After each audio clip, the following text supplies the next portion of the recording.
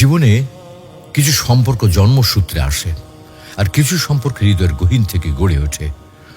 বড় বোন এই শব্দটি ঠিক তেমনই এক আশ্রয়ের নাম, যাকে একবার হৃদয় ধারণ করলে সে কখনো হারায় না।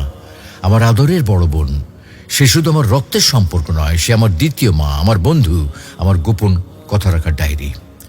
শৈশবে মা যখন কাজে ব্যস্ত থাকতেন, তখন এই বড় বোনই আমার হাত ধরে হাঁটতে শিখিয়েছে, খাওয়াতে বসিয়েছে, কখনো খাইয়ে দিয়েছে। আমি যখন অসুস্থ হয়ে বিছানায় শুয়ে থাকতাম, তার কপালে ভাঁজ পড়ে যেত, যেন আমি না সেই কষ্ট পাচ্ছে।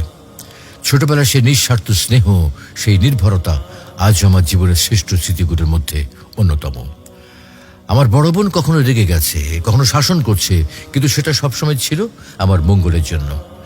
আমি হয়তো বুঝিনি তখন, অভিমান করেছি, কেঁদেছি, কিন্তু আজ বুঝি তার প্রতিটি শাসনের আড়ালেই লুকিয়ে ছিল নিখাত ভালোবাসা। এখন যখন সে অন্য একটা পরিবারে, সংসারে, তখনই বুঝি ঘরে সেই কোলাহল, সেই শাসন, সেই স্নেহ কি অমূল্য ছিল।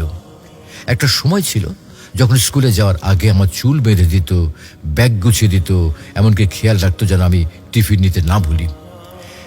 এখন সে অনেক দূরে, কিন্তু আজও ফোনে আমার টিফিনের খোঁজ নেয়, শরীর ঠিক আছে কিনা জানতে চায়।